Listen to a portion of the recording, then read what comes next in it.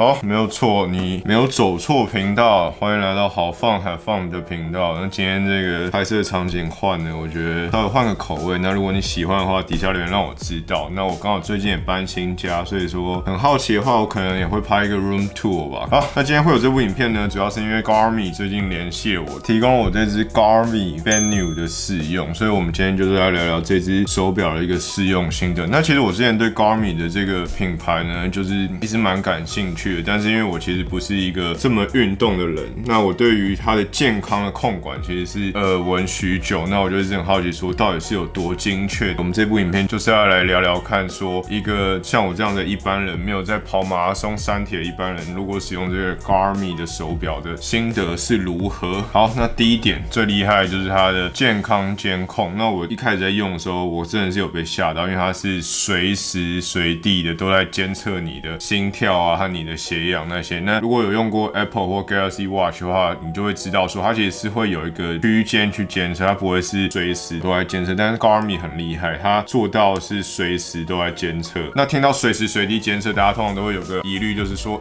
这样会不会非常耗电？那我最近使用性的是我所有的监测全部打开，我还可以有3天的续航力，所以我觉得这个还蛮厉害。那给长辈来使用的话，你可以随时随地监看他的心跳啊、血氧啊、压力指数那些都还蛮不错的。那其中有几个数据，我觉得他们测的算是我觉得非常的实用。那第一个就是你整天消耗的热量，因为它会记你的步数、然后你的心跳以及你移动的状况，所以它会计算出一个你整天消耗的热量。我觉得对于正在减肥的人而言，这个数字是非常的重要的。然后再第二个我觉得很不错的是，它也是有喝水提醒和久坐提醒。那这个来讲的话，上班族就非常适合，不论你现在是在办公室上班还是你在家里上班，它都会有个时间提醒说，该起来走动一下，该起来喝口水。那你可以记一下说你今天喝了多少水，这样，因为有时候你像现在大家疫情比较严重，那可能都在家里上班，你可能很紧张的状况下，很怕老板找不到你的时候，你就会完全忘记休息和喝水。那这个的话，我觉得是蛮实用的一些功能。不过我在使用喝水提醒的时候，有一个小问题，就是这只手表不知道是因为它是体验机的关系还是怎样，它点进去的时候，它只会显示就是他们 Garmin IQ 的一个软体，但我觉得应该是软体上的问题啊，就是稍微提一下我遇到的状况。然后下一个我想讲，我觉得很有趣的是压力侦测和呼吸运动。那压力侦测就是它会根据你身体的状况去帮你算出一个你现在压力值是0到100在多少。那这东西其实在我之前体验其他家手表的时候，我会觉得这东西怎么讲，就是很不精准，所以我会觉得这数字就是看看就好。直到有一次我真的是在跟人家吵架的时候，发现哇，他真的提醒我说压力过大，问我要不要做呼吸运动，我就觉得这数据真的好像还算蛮准确的。也有做一下他的呼吸运动，它就是让你情绪比较缓和一点，比较不会动不动就要跟人家干架那种感觉。所以说我觉得它的健康监测是因为它做的非常的精准，导致说许多其他数据你在其他厂商上使用的时候会觉得这数据好像没有这么的需要，没有这么的准确使用的状况下，它把它做的非常精准，那你就会觉得在 Garmin 的身上，你就会觉得这些数字是可以用，然后也真的是对你的生活上是有些帮助的。第二个我想讲的就是它的睡眠监控。那其实老实讲，我个人是很不喜欢把一个手表戴在身上去睡觉，因为我也觉得戴着手表的时候就有点像你回到家没有休息，还在工作那种感觉。所以像这样一直24小时戴着的情况下，我是比较少。那但是因为我也凭证这是手表嘛，所以我还是稍微戴了一下。那戴了那几天，其实我会发现，第一个就是它的佩戴感没有这么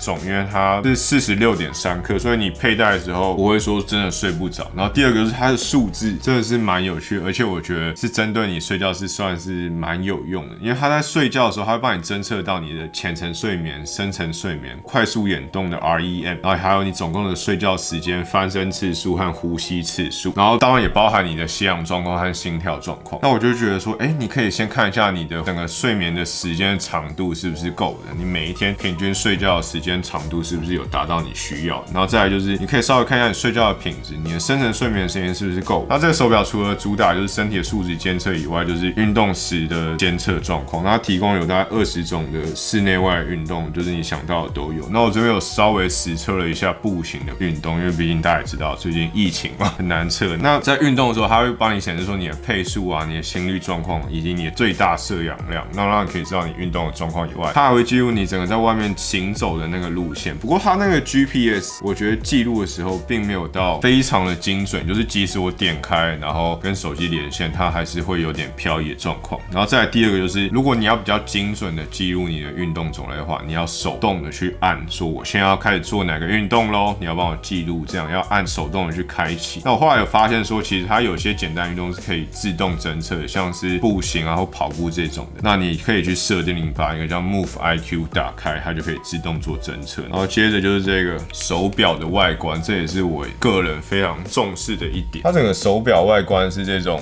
金色的，那我个人会觉得说这种黑金的配色非常好。然后再来就是它这个是圆形的，我还是没有办法太接受方形的手表。他们这一款手表出的是黑色、金色、银色和玫瑰金，所以说不论你是男生还是女生，你应该都是可以找到一个蛮适合你的颜色。然后整个手表的荧幕走的是 AMOLED 的荧幕，所以整个颜色发色还不错。但是因为它的边框感黑边的感觉还蛮重，所以我刚开始拿到的时候有稍微小小不适应。不过有一点我觉得蛮不错，就是它表面的选择很多，而且安装不会到太复杂，这点是有蛮吓到我。然后有几个是蛮好看的，所以我个人用起来的话，我是觉得还蛮不错。然后再来就是这个手表，虽然它的荧幕是镜面是使用大猩猩玻璃的，不过因为我这个是拿到体验机嘛，那试用机它上面其实没有贴保护膜的情况下，还是有蛮多的刮痕。所以说，如果你真的买了之后，还是会蛮建议你去给人家贴一层小小的膜，毕竟刮到了就回不去了，你也知道。然后再来就是操作的部分，那我在刚拿到这只手表的时候，我就拍一个动态丢在 IG 上，马上就有人跟我说，这 Garmin 的手表他之前也很有兴趣，但他觉得操作起来并没有这么的灵活。那我后来体验之后，我是觉得，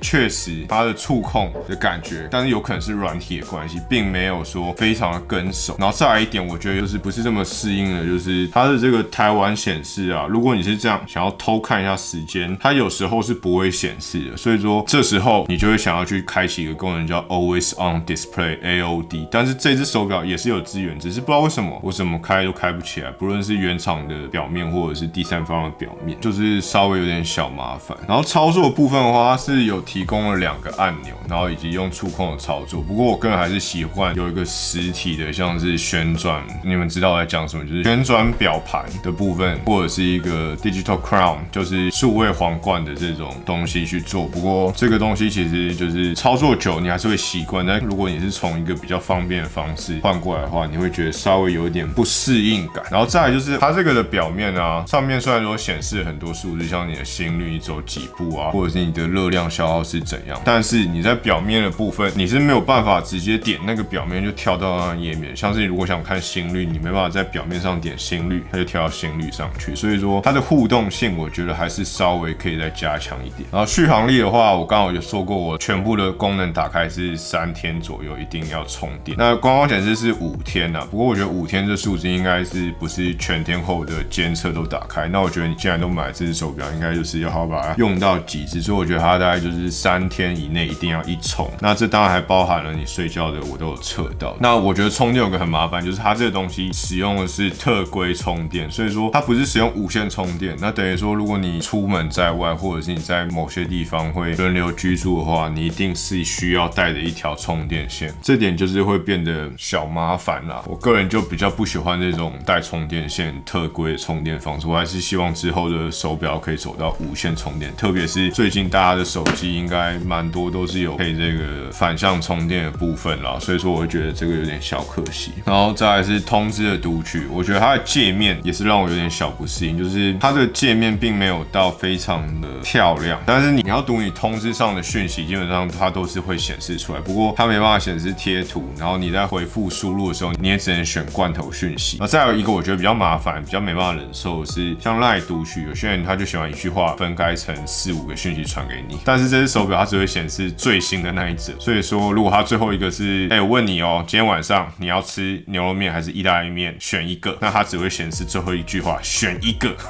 所以说就是比较麻烦一点。然后它可以在手表上帮你用手机接电话，但是你一定要用手机拿起来才可以听，它没办法在手表上直接讲，无论是 LINE 电话或者是实体的市话。然后防水等级的话，这次是支援到游泳。然后这次我觉得蛮厉害的地方是，它还支援了 Garmin Pay， 就是一般那些行动信用卡以外，它还支援了悠游卡的部分。悠游卡这真的是超棒，因为像我的手机就有支援悠游卡，我就直接拿来当门禁卡使用。但如果你的手表也有支援的话，真的超方便，就直接这样靠上去，它就可以感应你家的锁，就会直接帮你打开，因为它就直知道说这个卡是这个主人。然后表带部分的话，它这次给我的是运动表带，我觉得稍微有点弹性，佩戴起来算是舒适，所以说导致我在睡觉的时候并不会睡不着。那如果你真的吃胖了，它也不会说像皮革一样马上就勒着你了，刚才吃胖了它还是可以稍微有点弹性支撑一下。好，然后再来就是我觉得它的定价其实也是让我有点打破我既定的印象，因为我之前在百货公司看到他们的柜的时候，我去看，一来我会觉得好像没有到这么的漂亮以外，二来就是它的价格都很高。但其实这次我真的试用之后，我会发现这个其实跟我之前想的不太一样，因为像他这次提供的这个 Venue 以及他给老大试用的这个 Lily， 整个的外观设计都是蛮好看的。那我个人试用下来是会觉得还蛮不错，蛮喜欢的。那特别是这个 Lily， 我觉得是有打破我刚刚讲的那2点的印象，因为它这款是主打给女性市场，然后整个的做工我觉得非常的漂亮。它没有显示表面的时候是这种有底色在，然后是金色配色，这个玫瑰金的配色是女生都会蛮喜欢，然后表面又不会太大，但是它基本功能都有，而且它的定价不到1万块，我觉得好像跟我之前想都不太一样，就是既漂亮，然后价格也算是蛮实惠的，而且它还包含了经期的记录和孕期的记录，如果你真的不小心怀孕，它还可以帮你记录一下。好啦，那这大概就是这个 Garmin 手表使用的心得啦，那该讲应该差不多讲。那总体而言的话，我会觉得它这只手表算是一个蛮不错的产品。那就一个我没有这么喜欢跑马拉松和三铁人来讲的话，我觉得它的健康监测包含上是一般的日常的随时随地的心率和血氧啊，睡觉的监测、压力的监控，我觉得这都是一个很不错的功能。所以说我个人会觉得，如果你是对于你的健康数据是蛮在意的话，这个是一只蛮可以购买的手表。那当然有一些小地方，像是操作的部分，然后通知的读取，这个会有点小痛以外，但是这些都是可以适应的，就看各位你觉得哪个是比较重要的。好了，那影片结束之前呢，再跟大家提醒一下，最近的疫情变严重了。那我现在拍片时间是5月22号，所以说不知道这部片上片的时候疫情的状况是怎样。希望大家疫情都已经缓解。那如果你没事的话，就好好待在家里，在家里无聊的话，可以把我影片都拿出来看个10遍这样。好了，那如果你喜欢我的影片的话，就帮我点个喜欢，记得订阅和分享我的频道。那我们就下一部影片再见啦，悄悄，拜拜。